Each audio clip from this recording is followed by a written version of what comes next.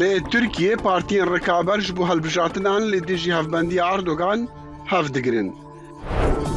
ایران دو خورت لسیداره دان بتاوانا کشتن اندامکی هزین اولهیه حکمتی. وجه انجام شر به هفچونان میلیون کو 200,000 زاروک لسوریا سیوی معنا.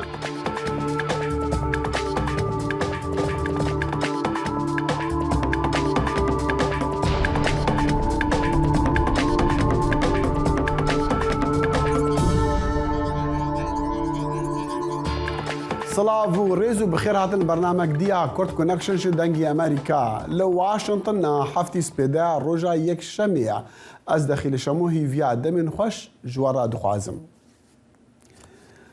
لی ترکیه پارتین اپوزیسیونی ناکوکین خوا دان آلیا کی دی یک ارکی هفگرتی دا کو هفبندین سروکی ترکیه رجب طیب اردوغان ده هلبجارتن آده سر نکفن. اردوغان جی نیشان دیار کرنا کو هلبجارتنین پیش وقت و ورن انجام دان کو پلان کرین هلبت لمها خزیرانه.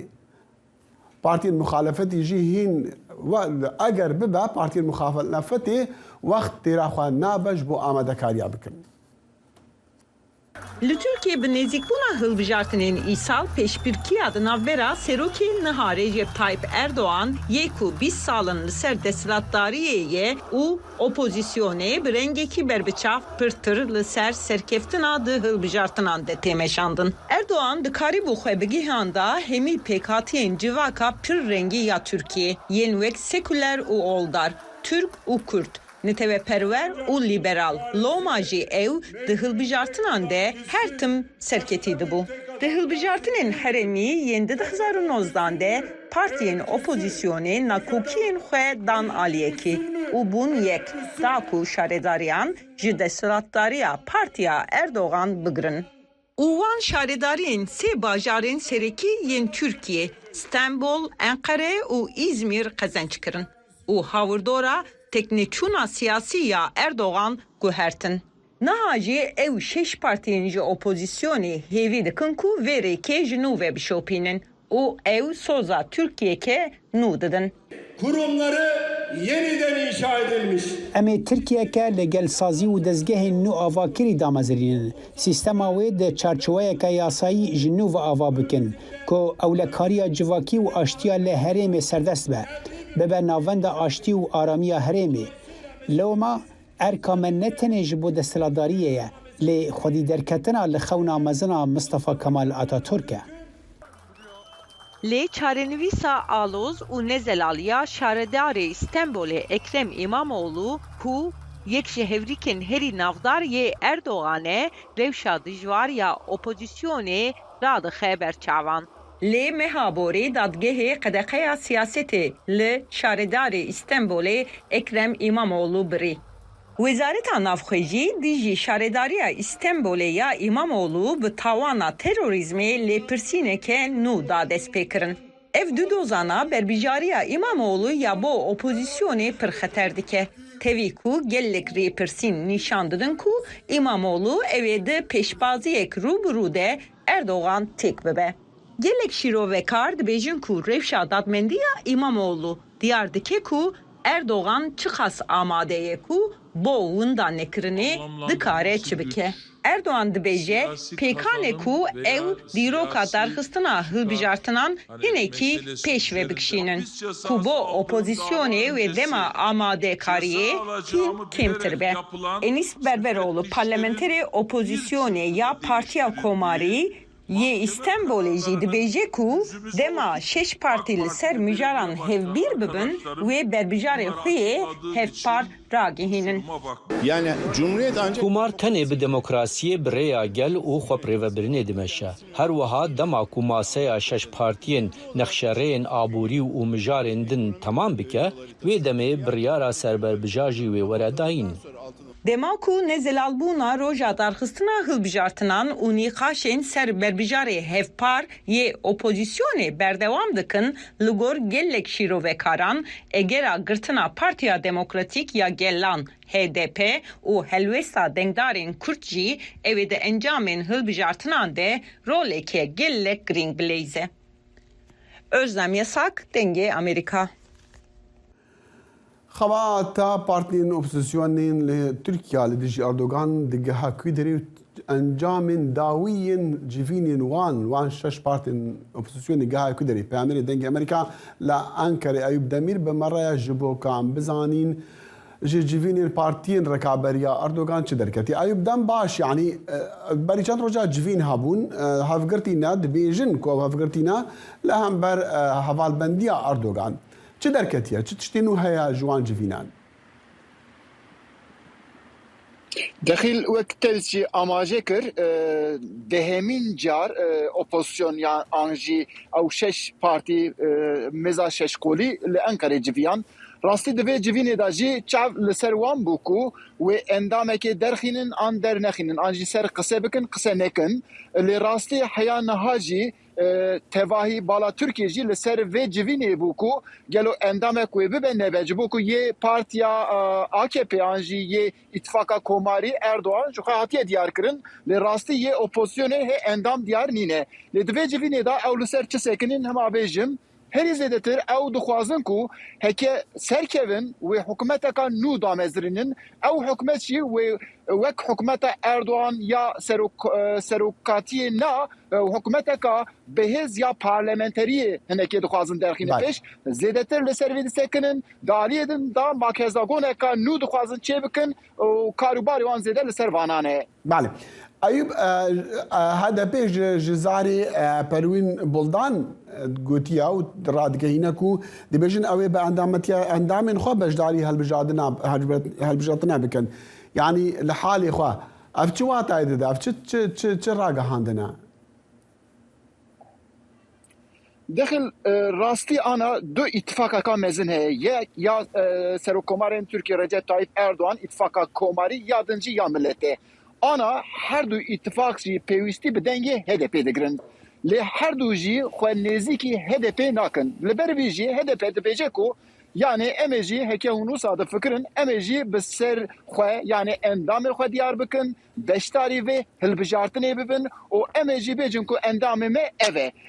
Pervîn Bûrdan daxuyaniya xwe da ev derxist beş lê dibêje ku Pervîn Bûrdan dibêje ku em dûr nînin rêbazê me heye kî xwe dikare nêzîkî vî ya bike em dikarin gel wan jî kar bikin. بله أيوب يعني دي دنگ هيا وتي قوتن كو آك بارتي لبرا يعني حكوماتي دولتي لبرا HDP قدغه بکا او تدی گرتنا شاردار انجی هر هيا ونهاجي دي گرتينا افينا و چند دي کاریگری ها بالسرن دي او خو کاندید بکن و الكاریگری لسر دنگ دري كرد و چا بعد شبه البجاتنا بله داخل انا HDP روشه HDP چند روز بری يعني لسر امبيجن قري كوددن HDP على كاريا كوددن بلوكا چه بو يعني جمداندن چه بو هنكس بیا وک گرتنا HDP جی شروع ودکن من دوه لگل حقوق ناسین HDP قصه کر او لسر و بابت جو هوربونه بحثا او کرن گوتن کو يعني دبکو بوی پارتیا مجی بگرن سدم اوی چیه هکل ترکیه حقوق هبا پیکان نیبو که HDP بگرن لی وقتا کو حقوق نبی رنگ کی سیاسی در که پیش دبن پر دستلاتی دا ماکزاگون جی بگره و گاوی دبکو بگرن راستی جیشون داتر و HDP چه ببه سر HDP چه سناریو تن چیکرن HDP راستی دبیجه کو یعنی اف پرسی مجوان پرسی دبیجن کو هر چی ده بلا به امید هلبجارتنه دا جی بگرن جبو کو پارتیه کی الویدری HDP جو اوجی ساز کرنه دو پارتیه دکارن beşler ببن yani viyali da HDP zede جبو خو کشه کامزن نابینه بله ایوب دمیر په امر دنګ امریکا انکاری به مره بوګل کې سپاس وهفدمي قرنبونا مجارة هالبجارتنا لتركيا بحثي وقراندنا بيوانديان دنيف برا أنكري وشامي دجي قرن دبا باري نيزيكي ده روجان وزيرين برافانيا هرد ولاتان بهفبري خوي روسي را جفيان وتيغوتن جيكو آمدكاري تنكرن جبو جفينا كا وزيرين درفا ين تركيا وسوريا جي هر هيا لبشتي جفينا وزير درفا تركيا مولود تشاوت اوغلو بسيرا دارين هفبنديان اجتماعية سوري را پیامن جدا جدا درد کردن جبو شروع کردن و مجاری امی میوانداریا دو شروع کردن سیاسی بکن بریزان عبدالله گدول انکری و هروسا حسن عمر لبروکسلی دم باش سپاسیات کم که عمر که حسن ببورا كاكي عبد الله كاكي حسين متخواست قال كاكي عبد الله بس بكم ببيامي كو اوي جفينا بسير رایدارین هفبندیان اجتماعی سوری را هاتی کرد چیزی درکت ما بس یاوی چی بو آوی جوینه بله ایوار باش پشتی جوینا سیالی کوچی بو لموسکو تلاف دوز تركو جهدار بك لحكومة تركي يعني وكها بندكي ركبرية بجشتي تلاف طيبتي يعني وزير خارجية تركي وجبلي بيجي بربرتين بيجي بروجار يكون دان خويا كرن تكس كرن و بيوندي وآليكاري بقلي سوري ربجي بركبرية وكتلاف طيبتي وبردوام به وزرار ونجي او مساله تاني برجوانديه تركي او لهي هنا كشيء يعني اريشي لسترسينور هنا ما بس طوان جي يعني حزب سوريا ديمقراط حسديه وكي تجي مثلا جخون دانجي حلمتا هل بجارتني كل تركي او جي اسركي وهو اشتنك بحبر كاكي حسين يعني افدان قباسين هنا كو بلان هنا وزير دربا تركيا وسوريا دي ساب بحفر بجفن وتدي بري نيزيكي ما هكا سروك اردوغان دا خوازك كو باسترا بجفش بو جفين هبدني براواندا وبيوندينوان فقرن ديارة دي قوتن كوجبو مسألة هالبجاتنا لتركيا أردوغان وصا دخوازا لدي سانجي بريد چند رجا قوتبو ما بس تعمل أوكو آشتي لسوريا هبا يعني تركيا وسوريا وي كارن چاوا آشتي فقرن وي هريمي وسوريا بقشتي وهريمي كردانجي بتايبتي دم باش خاگرک مروی بینه بیرا هر کسی و هرتم بیجه ترکیه و اردوغان به تایبتی هر دوری آشتیه ده هرمه ده جبرکو دستی وی تفدانال هر ولاتین دروجلات ناوین ده هج لیبیا تبگره حتی عراق حتی ایران دستی وی تفدان ده هج بو یکی باوری پینینه کو ظلام آشتیه به یان بخواست آشتی بینه آرمانجا اردوغان جوی تشتی یک جه و کارب خسریا ديمقراطيك دسپیکش و آرمانجا ویا سرکه ویا یکمین اوه خسریا ديمقراطيك تیک ببه کارب كردان جا آخوا دريخ كردن روجا آواد جهي وادجي عربين بخوضة قريداي اوين اول پرست و يه تروريست ينهد ائتلاف ده جهدگرن و يه چکدارن هی واد و هرمي ده بچينه وك نهد سريكان يه گريس پي ده عفرين ده وي لهستوكا هنه يان وي گوهرتنا دیموگرافیک یا چهدکی تینه بالا مهو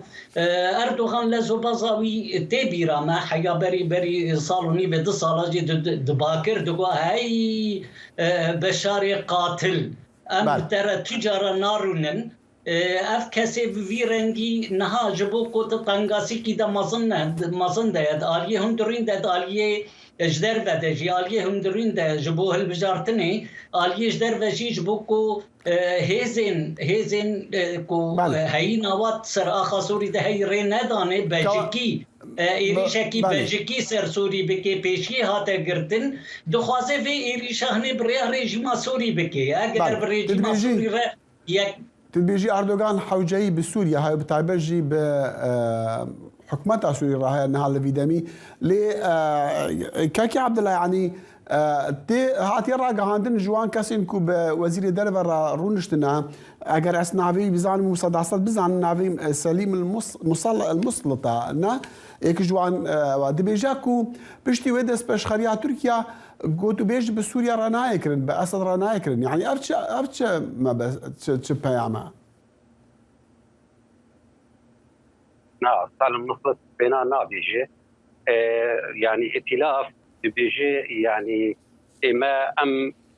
دانو صندنا ما بالرجيم لسر أصلا دولتية لسر ماسا جنيفية لتركي أوجي دولتك السرورية وهي برجواندية وهي قابا كوبينة بيوستياوي بهبه بيغمان ام نائب ما ناشي وره او جخر دانو صندني بك بالرجيم لي يعني وك دولتك هفن هي ائتلاف وركبري او قلنا لسر حسابي بفقرا قنابرا نبي جبلي دبنتيا بيسودو بيجيو شارده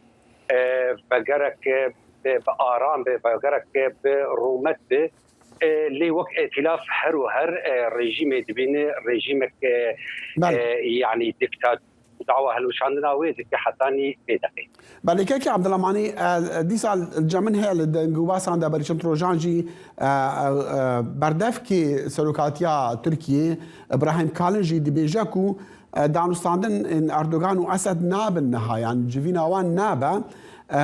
يعني شعب الديفان سي 19 مهاندا نابا يعني ام اگر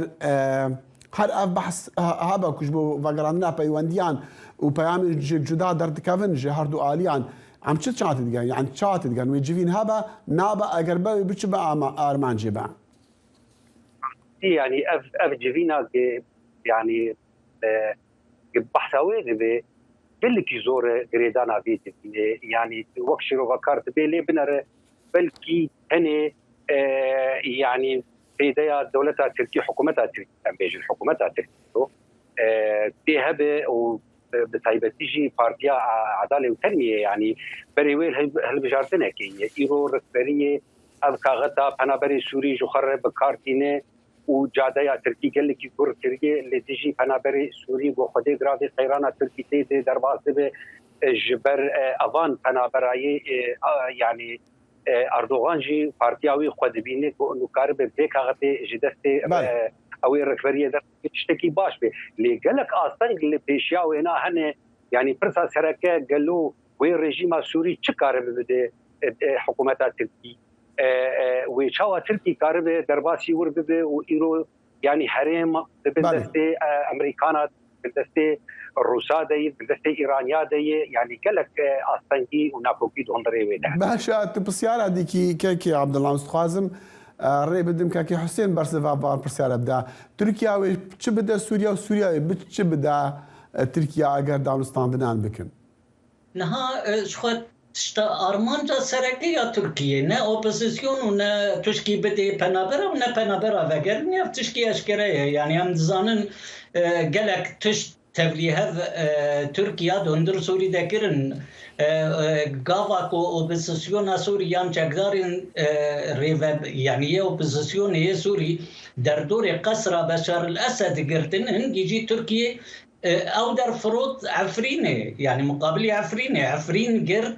جاب روسار اتفاق كر اوبوزيسيون جواده برا حميه دري خست حتى حرب يجي دري خست نهار تشتاقو اردوغان دخوازي يكجي كو سوري بير شري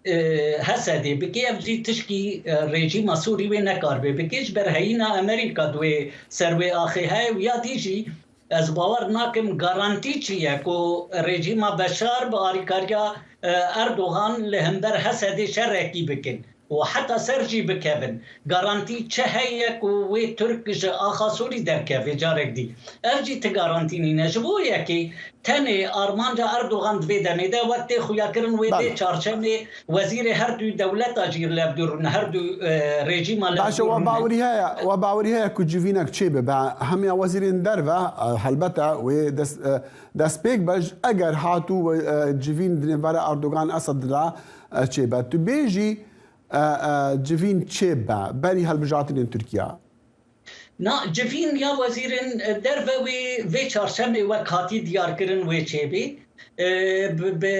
بشگیریا امارات و روسیا وی چیبه بلکی چارپولی جی به اف جوین هنی لی جوین نبرا سروکن هر دو رژیمات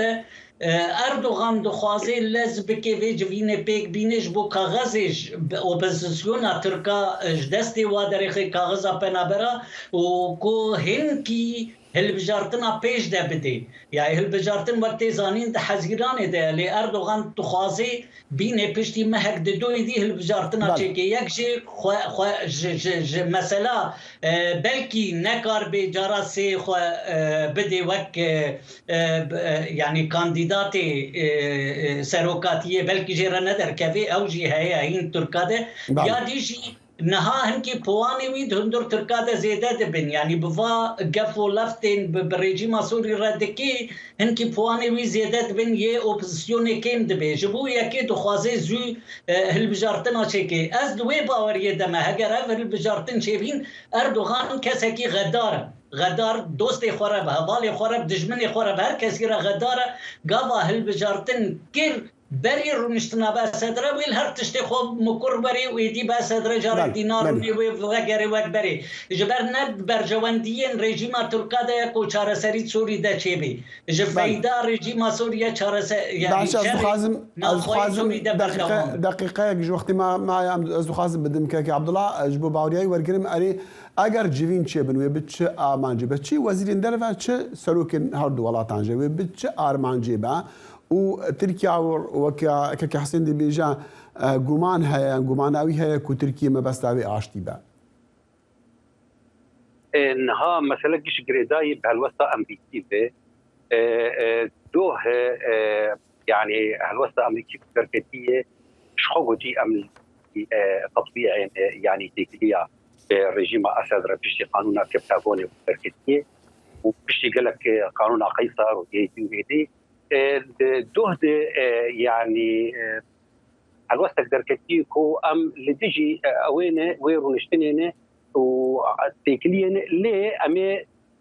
بنرن امي بهدار بكن لانجامي افان رونشتنا يعني واتا وحتى امريكان جي تكي اماده لجمتنا تشتكي حاضر لجمتنا نقلتي لتجي اويرونشتنيه ونبيري جشوا بزمان خد بيجي يعني نلجم امريكانا ونلجم تركا ونلجم ريجيمي تشتكي وها زلال كنا از بيجم يعني دبي كورونشتين شيبي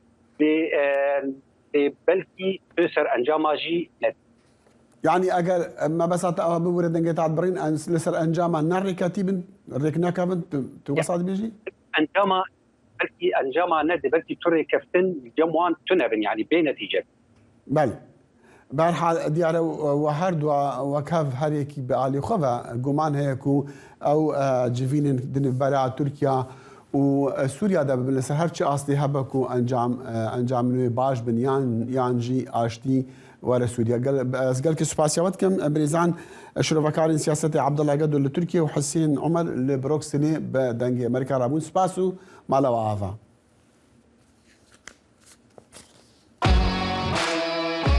زایڵی داهێنان بەرنامەیەکی فەرهەنگی و هونەری بەشی کوردی دەنگی ئەمریکا.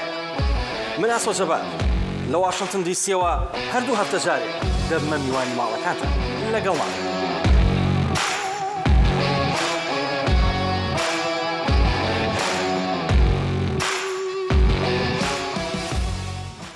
بتراج 8 سالان آواره شنگالت چندین کمپان داد جیانک پر نخوش داد جین او دخوازن وگرن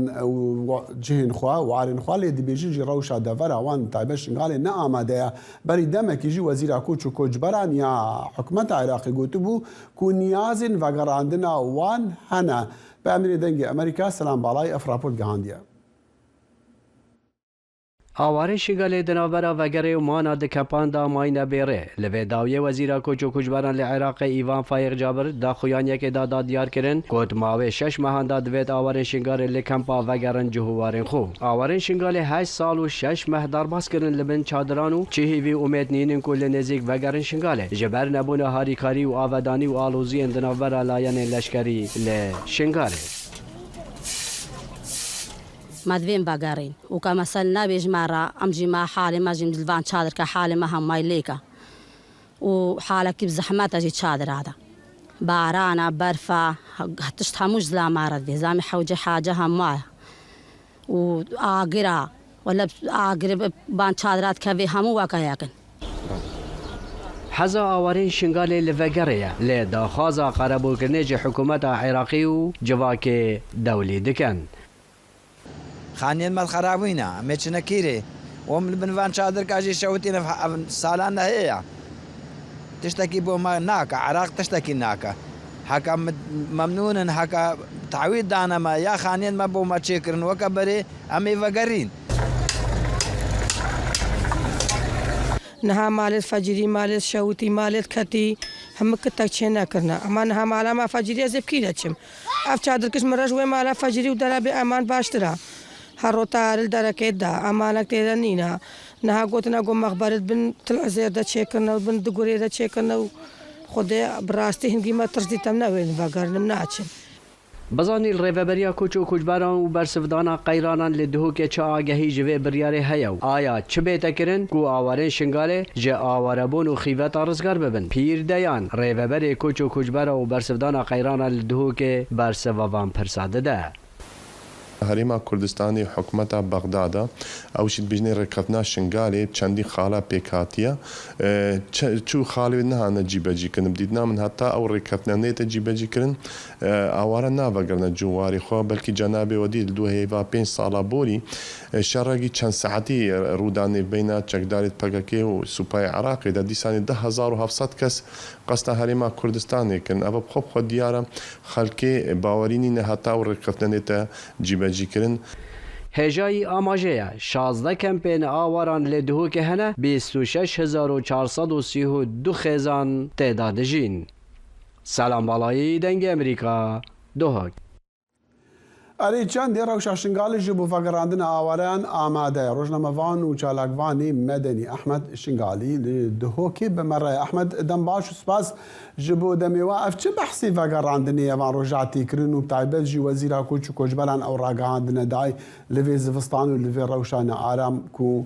لشنگالی هیا راستی وکا دیارده که یعنی وکا ظاهره که هرجات أسبابت تتا آزراندن هرجار أت موضوع تتذكرن تتا آوارد شنجال دي چنه سر ملک مالک و حکومت هرجار که هر کسی که بسروت وزیران شغل دما در باسوی دل کابینات شویا حکومت عراق ده نزدیک 4 سروت وزیران ال4 سال عادات همواجه هر یک شويه که بحث دی موضوعی که هر یک که جو از دماهیه يعني نهایت ملک نزوح ایمنیاء آواربون هم واجد قد أن خلق زبرين كسكيجي أماجب ويكن نكن يعني حولا ويكن ندع حكا شبو بي خلقي دوي حتى بزبرن ابتني بريار سر كاغسينا صحبته قال نوزي دتر بالي جيبا جي كرناوي لي بري احمد بري چندك يعني ما بهيسكو وزير كوچبران باليوزا امريكي رجفيابو اف بحث كربو ودبيجن كو اوي تشتكي بكن خلقي هان بدن فقرن يعني حياة چندی تبیجی خالق بله فرمو اشفا الكابينة بيجي ده هر أفكس وزيرا كوچ برابو الكابينة آكابني ده هر أو هولدانو أو دافازي كرن كأو بده بو فقريانا خلقه چند تشتد بين براسكي وكاك ريكرتنا شنغال دارنا برا حكومة بغداد وحول يردهاتي قالك اشتالي دويد باش من هناك اشتالي دويجي راسي نبدلي أي خلقي بون أو بقريانا شنغال يا نبدلي هناك لا يعني السياسي بون يا هناك لا يعني العسكري دويد غيري بري تخلقي فقيري جاري جارب بري لازمات أودي في أرضية كشو هوايا كي آرام بود درستي تو خلق عربي فقري آلية خدمة گزاريا باش آلية إداري با أهرا گرنگتري كيشا كبتني هاي كيشا سركيا كخلق بنادرية أو نبونا إدارة شنغال يا سرب يا أني زنجي بارتي ديمقراطي كردستان روجا كحشد أو دفربرين أو دفرين كبجنة المادة ساديشين هموجي البدرين دهو كاري خبري بدن إدارة حشد شعبي عن حكومة عراق درستية إدارة أوجي نظام يعني إدارة كل إداريات دوام كلمة خلقي ده لأوادي كتابو نفيسين دوان ناخون البا حكومة لوكال يا موصل يا حكومة محل يا موصل بجا يكش أجرد بنجريانا خلقي وش أجرد نبونا خدمة جزارية وش أجرد نبونا روشة آرام أمنية آرام هكا خلق بحثي جدا أزدين سبب سركي ورئيسي أو چەند مەشاکلێت شنگال هەمووی ڕا هەکە ئیدارەیەکی شنگال نینەکە ئیدارە شنگال بە نەگەڕیایە مەزنە هەم بۆ حکوومەت هەلبەت ڕێکەتنا شنگالی بەحسەوێ نادەکە و حکوومەت ڕێکەت ناشنگاڵژی نێ جێبجێکردن ئەو ئیدارە نایەدانین ئەحمەد یعنی لە گۆڕە ژمارەین و بەردەستیمە 2 ملیۆن و نیف پانابەر و ئاوارە عێراقدا هەنە 1.1 ملیۆنژی زارۆکن پێتیڤی بێ ئالیکاریین گەلکێ بلەس هەنا گەل هەندێژی لە گۆڕە یۆنسێف 3.2 ملیۆن زارۆکن عێراقی لە دەرڤەی خوێندنگەهانە بەهەر حاڵ ینی ژمارە و ئامارێن گەلک ترسیناکن و وەکو بێژی دلێ مرۆڤی تەنگ دکاک و لە وەختیدا هەنا ئەبجایەک هەزرا هەندێ دکاک و خەڵکی گشتی لە عێراقی دیبێژە ڕەوشاوان نەخۆشە و ئالۆزە و پێویستوان بارتشتیانە کەم خەڵکێت کەمپادا چ دبێژن یان هەلبەت ئەمە گوێ خۆداوان لێ تو چاوەوان دبینی خەڵکێت کەمپاندا خەڵکن کەمپادە بڕاستی وەکە کەبیژێ مەتەلەن یعنی ئەو ژی نزانانی چی بکەین هەکەتە بوێیەک بزە بڕە سەر ماڵەخوا جارەبەری لازمە بێنە قەرەبۆکردن ئادوێ لازمەت ڕەوشەکە ئارام یعنی کێمترین خزمەت حکوومەتە عێراقی حکوومەتە هەرێما کوردستانی کاربێ بۆ ئاواری شنگال بکە هەکە ڕێزێ وێ جینۆسایدە بگرێ وابسەرێکی خەلکی هاتی هەتان ئەو جینۆسایدە بەردەوامە خەلکی جینۆسایدە کەرە دەرباست بێت یعنی هیچ خەلکی تجاوزە جینۆسایدە نەکریە شوێ دەرنەکەتینە خەلاص نەبووینە بجە خانیەکی شەوتی و ڕەوشەکەنا ئارام و فڕۆکێت ترکیا و غێرەوەیەکێکی خزمەتگوزاری نەبن ئاب نەبێ کارەب نەبن و غێرەوەیەکی مەتەن تایبەت باشوورێکی ئایە شنگالێ قبلەتی چای شنگالێ ڕاستی سەرێت سەدی نۆت یعنی نۆد سەدێش خانی و مالا نە دەرگاه نە پەنجەرە و ڕەوشە ئامالیژی یعنی اقتصادی وی منطقه‌جی قبلتی چیای شنگالی باشوری چیای شنگالی اقتصادی وان گله کی به سر بربو بری هاتنا داعش یعنی خانی دوان نور السدي آخن همو كتينا همو حرفينا بجا حكومة يعني از نظام حكومة عراقي شروي بجميع دي خلفي فقير مدراستي اشبر يعني ايش كم يعني از الدين معايبية كما زنات تعرضي الچار سال کابینه در باس بود سه سروک وزیر ببدلینی بعد 4 پارێزگارت مووسل ببدلینی تنی کاروی قائمه شنگال و اداره شنگال ببدلینی نمعقوله يعني نمعقوله مثلا عراقی کاروی 4 سروک وزیر ببدلینی بله نکاروی قائمه شنگال بگوهر بله روشنا مفانو چالکوان سویل احمد شنگالی جدو که بمرابو قال که سپاس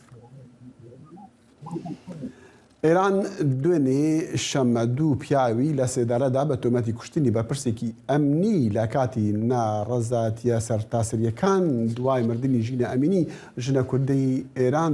لە تەمەن 22 ساڵ لە 16 مانگی نۆدا کە زۆربەی شارەکانی گرتووە ئەو دوو کەسە یان ئەو دوو گەنجە دوێنێ شەمە لە سێدارە دراون بە تاوانی کوشتنی ئەندامێکی میلیشیای هێزی نیمچە سەربازی بەسیج سزادرابوون. سێ کەسی دیکەش لە هەمان کەیسدا سزای لە سێدەرەدانیان بەسەردا سەپێنراوە و 11 کەسیش سزای زیندانیکردنیان بەسەردا سەپێنراوە. دەستگای دادوەری لە بەیاننامەیەکدا کە ئاژانسی هەواڵی فەرمی ئێرنا بەڵاوی کردووە ڕایگەاندووە محەممەد مهدی کەرەمی و سەید محەممەد حوسێنی ئەنجامدرانی ئەو تاوانە کە بوو بەهۆی شەهیدکردنی ناڕەوای ڕوحەڵڵا ئەجامیان سەر لە بەیانی ئەمڕۆ هەڵواسران. دوایین لە سێدەرەدارەکانیش ژمارەی ئەو خۆپێشاندەرانە گەشتە 4 کەس کە بە فەرمی ناسراون کە لە دوای نائارەمەکانی وڵات لە سێدارە دراون. ڕێکخراوی لێبوردنی نێو نەتەوی مانجی ڕابردوو ڕاگەیاندووە کە دەسەڵاتدارین ئێران داوای سزای لە سێدەرەدانیان بۆ دانیکەم 26 کەسی دیکەی دەرکردووە کە ناوی بردووە بە دادگایکردنی ساختە بۆ ترساندنی خۆپێشاندەران لە ڕاپەڕینی جاماواریدا کە لە وڵاتی ئێران هەژاندووە. وەزیری دەرەوەی بریتانیا جیمس کلیڤری سەرکۆنەی لە سێدەرەدانی ئەو دوو خۆپێشاندەرەی کردووە لەلایەن ئێرانەوە و داوای لە تاران کردووە کە دەست بەجێ کۆتایی بە توندوتیژیەکانی دژی خەڵکی خۆی بێنێ. ئێران داواکاری کۆمەڵای نێونەتەوەی پشتگوێ دەخاتن بۆ خان ببرن باڵن بۆ ئێران داواکاری کۆمەلگای نێونەتەوەی پشتگوێ دەخاتن. خانم دڵنیا ڕەحیمزادە چالاکوانی سیاسی لە کۆڵم لەگەڵماندایە. ئەم کاتت باش دڵنیا خانم داوا لێبوردن ئەەکەم کە نووسینەکەی ناوی دەنگ ناوت تێکچوو بوون لێم تێکچوو ناوەکەشم لێ بیرچوو بوو. زۆر سپاس بۆ کاتی جەنابەت. یعنی هەموو دنیا داوا لە ئێران دەکاتن کە واز لەو تونوتیژیە دژی خۆپێشتەدان بێنێتن کەچی لە سێدرادانش هەر بەردەوامە دوێنیش بینیمان دوو گەنجی تر لە سێدرادران. بۆ ئێران وا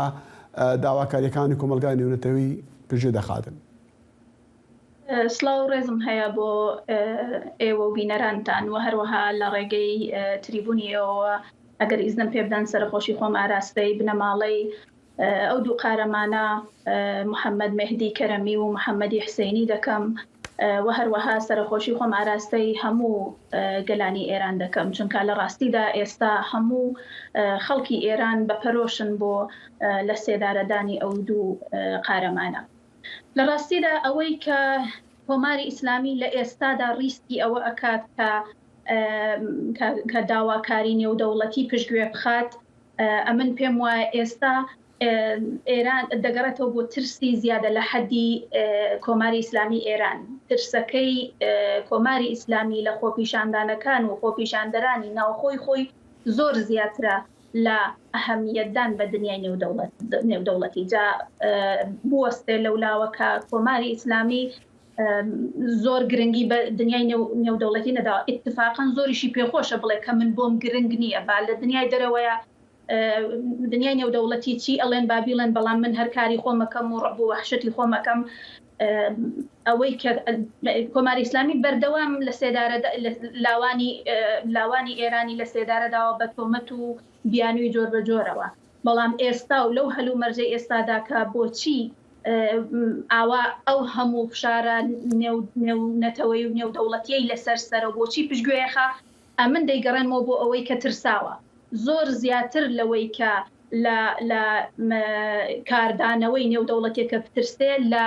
خۆپیشاندەران و خۆپیشاندانی ناوخۆی خۆی دەترسێت چون پێی وایە پێگەکەی زۆر زۆر زەعیفترە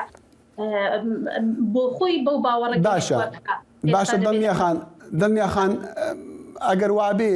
ئەو خۆپیشاندانانە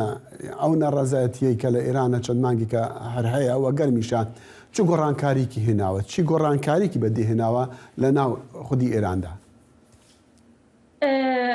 من پێم وایە ئەو خۆپیشاندانانە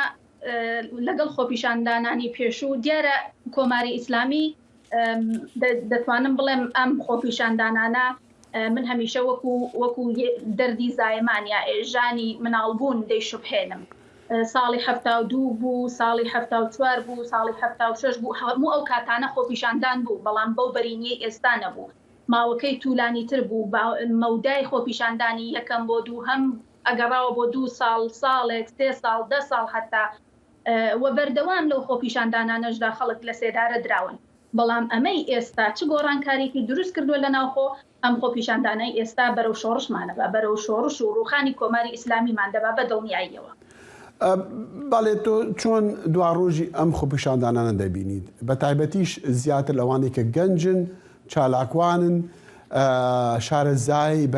بەکارهێنانی سۆشیال میدیان دواڕۆژیان چی دەبێت لە ڕژێمان تا ڕادەیەک ناترسن کە چی ئەو هەموو لە سێدەرەدان و کوشتن و ئەوەش هەیە دواڕۆژیان چۆن دەبێت؟ نمونەی ئەوەتان بۆ دێنمەوە دوێنێ کە هەواڵی لە سێدارەدانی ئەو دوو قارەمانە بڵاو بووەوە بە قاعدە و بە تەسەوری کۆماری ئیسلامی خەڵک دەبوو بترسن لە ئەو فەراخانانەی کە داویانە ئەو باگێشتانەی خەڵک کە داویانە بۆ ساڵەوەختی موشەکەکەی لە هەواپەیما ئۆکراینیەکەیاندا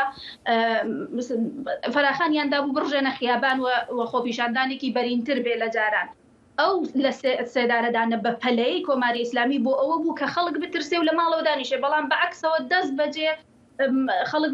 کاردانەوەی بوو لە ناوخۆ لە دەرەوەی وڵات لە ناوخۆ تەواوی ئەم شەو خەڵکی تاران و خەڵکی شارەکانی تر شعاری مەرگ بۆ کۆماری ئیسلامی و هەتا تاخون كفن نشي إن وطن نشي يعني شعار قالي لو جورا بروخاني رژیم یان داوە بۆیە خەڵک ئیتر ناترس. دڵنیا خان دەمویست پرسیاری کوتای وەلی بکەم کە چەند مانگێکە بینیمان خۆپیشاندانەکانی ئێرانیەکان و دۆستەکانی ئێرانیەکان لە دەرەوەی ئێران لە ئەوروپا و لە ئەمریکا و لە زۆر شوێن زۆر گەرم بوون. ئێستا لەو ئاسەدا نییە بۆ؟ ئەمن پێم وایە کاتێکە بەرەو شۆڕش دەچین مەرحەلە بە مەرحەلەیە. ئێستا ئێمە هەنگاوی خۆپیشاندانەکانمان بەڕێ کرد دەنگی خۆمان گەیان لە دنیای دەرەوە. ئێستا دەبێت لە ڕێگەیەکی ترەوە هەوڵ بدرێت. بە بڕوای من ئەو خەڵکی ناوخۆ زۆر بەباشی کاری خۆیان و بەکارهێنانی سوسیال میدیا دەنگی خۆیان دەگەێنە دەرەوە و بۆ چالاکانی دەرەوەی وڵات کاریان ئەوەیە کە لە وهلەی ئەوەڵدا فشار بێنە یەکێتی ئوروپا فشار بێنە دنیای وڵاتانی دەرەوە کە کۆماری ئیسلامی منزەویتر و بەرەو ئێهمالێکی زۆرتر بەرن ینی بەڕسمی ئەو داواکاری خەڵکی ناوخۆی ئێران بەڕسمی بناسن. ئەمن پێم وایە خۆپیشە کەمبوونی خۆپیشاندانەکە دەگەڕێتەوە بۆ ئەوەی کە خەڵک دەیانەوێت لە ڕێگەیەکی ترەوە دەنگی باشتر بگەێنن ینی کاردانەوەی وڵاتانی نێودەوڵەتی بە عملیتر و بە کردەوەتر ببینن هەتاکو چون خۆپیشاندانەکە بوو کە دەنگ بگەێنن. بەڵام ئێستا بۆ نمونە یەکێک لە کارەکان ئەوەیە کە لە 16 مانگدا کۆبوونەوەی ساڵانەی یەکێتی ئوروپا دەکرێت کۆبوونەوەی دەورەی یەکێتی ئوروپا. ئێستا لە هەوڵی ئەوەدان لە دەرەوەی وڵات سپای پاسدارانی ئێران بە تێرۆریست بناس. باڵێ هەرچەندە چەند وڵاتێک وای کردووە هەر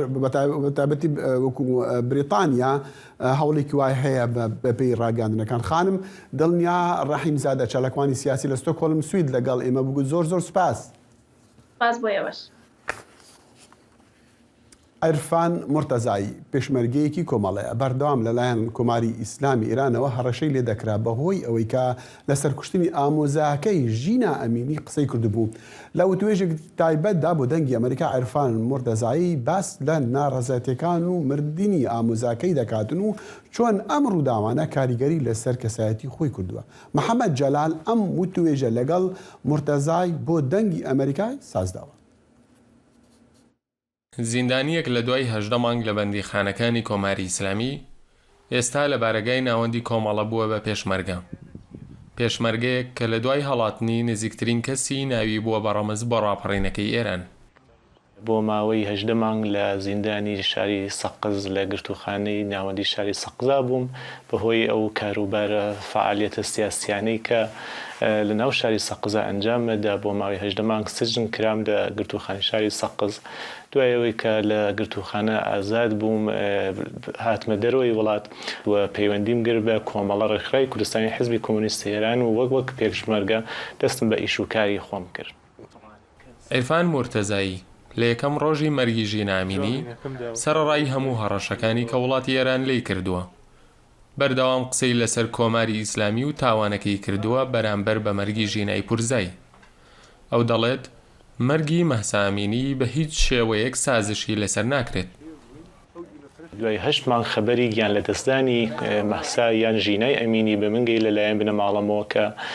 لەلایەن کۆماری ئیسلامی بە درڕاندانەترین شێوە بە قەتڵگەی و کوشتیان.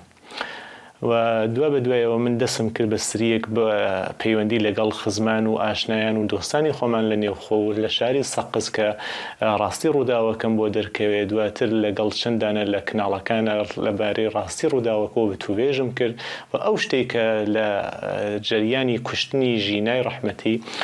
لەلایەن کاربەدەستانی کۆماری ئیسلامیەوە ڕوویدا بۆ دەنگی بووم بە دەنگی بنەماڵەوە بۆ ڕای گشتی باسم کرد.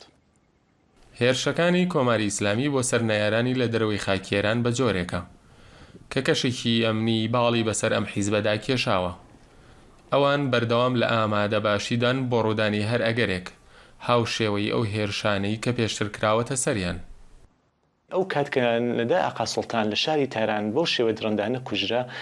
ئەو کاردانەوەی نەبوو چونکە لە شاری وەکو تاران بوو و ئینقلابها و ئەحزابێک نەبوون کە زۆر بێنە پاڵ شتەکە بەڵام بە کوشتنی ژینا لەلایەن کاربەرستانی کۆماری ئیسلامی بنەماڵە پەیداگری کرد لەسەر حەقانیەتی شێوازی کوشتنی ژینا و بنەماڵە بە هیچ شێوەیە بنەماڵەی ژینا بە هیچ شێوەیە ملکەجی خواستەکانی کۆماری ئیسلامی نەبوون و ئیزنی ئەویان نەدا بە کۆماری ئیسلامی کە ئەویان ئەیانویست بە سەعاتی چواری سب تەرمی ژینا بە خاک بسپێرن بەڵام بنەماڵک ملکەجی ئەوە نەبوون و دواتر پاڵپشتی و هاتنە پاڵی بنەماڵە لەلایەن خەڵکی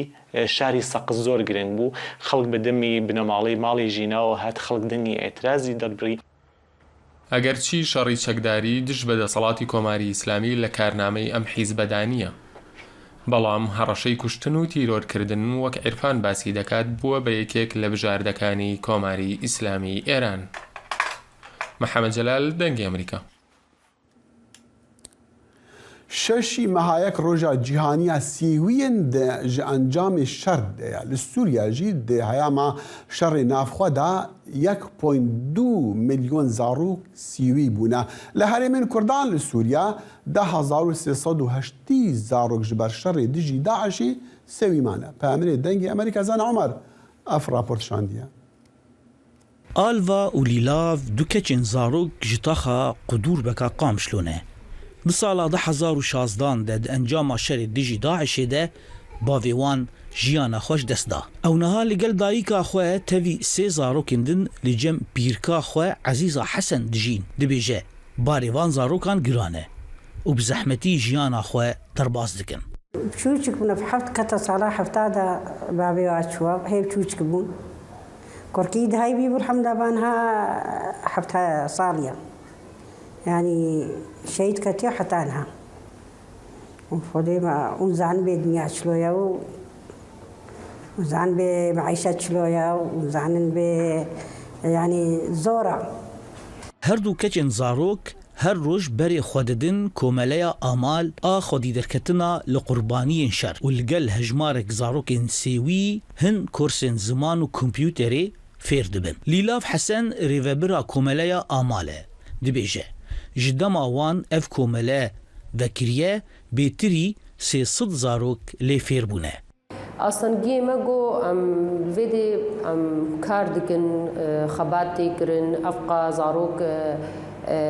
بوارتیم جول کرن اما کس يعني حتى رجعي رو بري خونه دايفر ام بيجن دعمك جبوي وزاروكا ان بروجين زاروكا تايبت هي هاتبن قبول کرن چه نبویا لگوری مجلس مالبات جانگوریان لسر آستا باکور و روجلات سوریه 10,308 زاروکین سیوی هنه گوباوی وان دشری دیجی داعشی ده جیانا خوش دستانه وکی همین زاروکین و جواکی ام خودی در وادر کبن اما من نکاری اجبوی پیوستی و هبن دملی رفاهیت ده دملی معنویات ده دملی خواندن ذاتن ها